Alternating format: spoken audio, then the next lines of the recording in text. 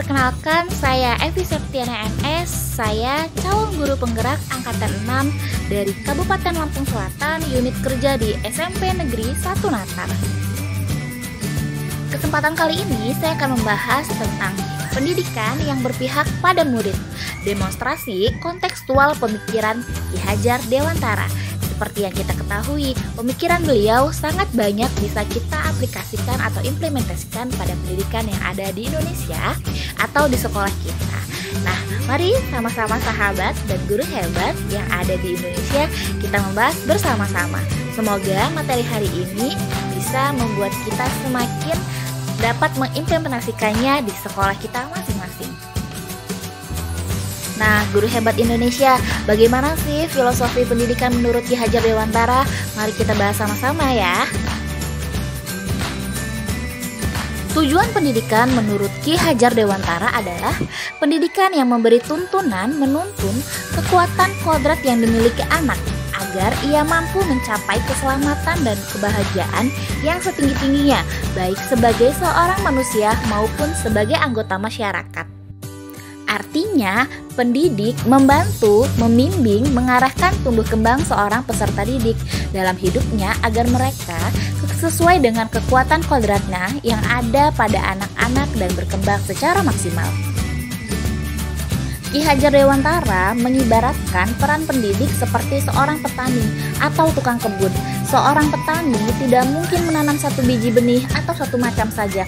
Pasti beliau menanam berbagai jenis. Dan pasti saja perawatannya berbeda-beda, namun tetap berfokus pada perkembangan tanaman tersebut. Begitu juga dengan pendidik atau seorang guru.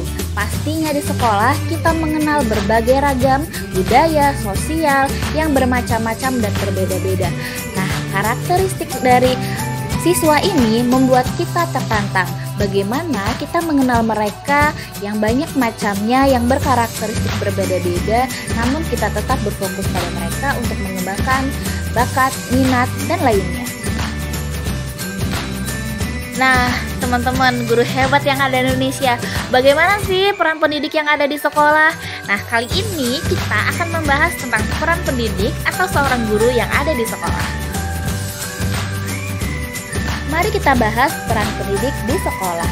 Peserta didik tidak hanya kita berikan dari sisi pengetahuan atau intelektualnya saja, melainkan secara sosial, nilai-nilai kemanusiaan yang bisa peserta didik terapkan di kehidupan masyarakatnya.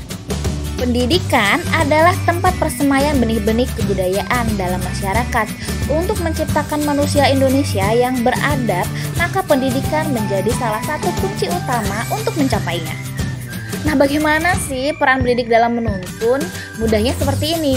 Walaupun seorang pendidik menuntun seorang siswa dalam proses pendidikan atau dalam proses mendidik, memberikan kebebasan agar anak tidak kehilangan kendali dalam masyarakatnya atau kehidupannya dan tetap waspada terhadap perubahan-perubahan yang terjadi.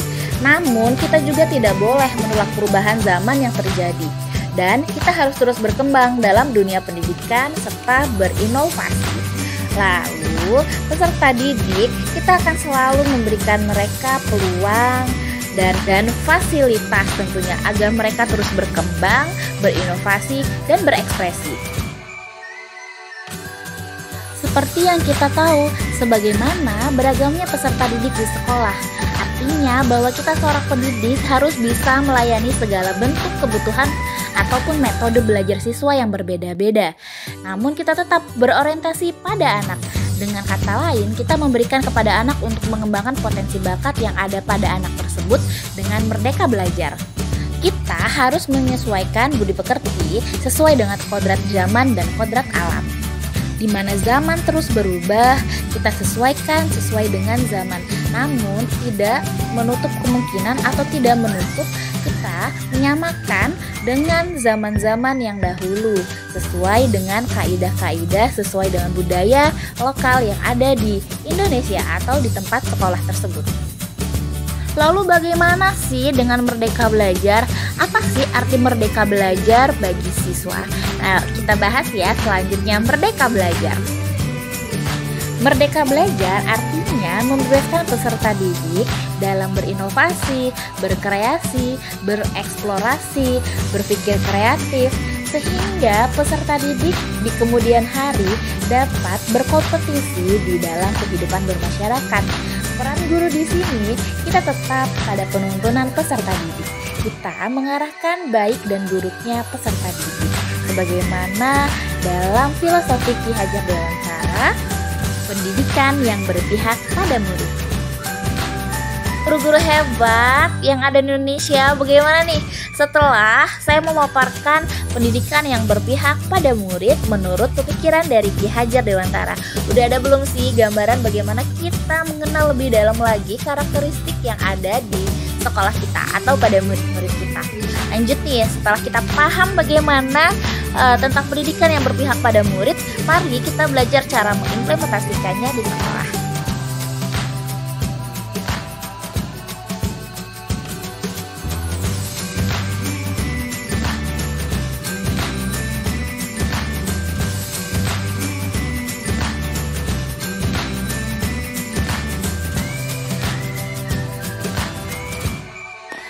Bagaimana guru-guru hebat setelah menyimak materi pendidikan yang berpihak pada murid dan implementasinya di sekolah saya?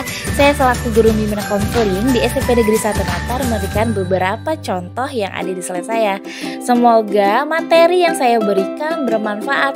Terima kasih sudah menyimak materi ini. Wassalamualaikum warahmatullahi wabarakatuh.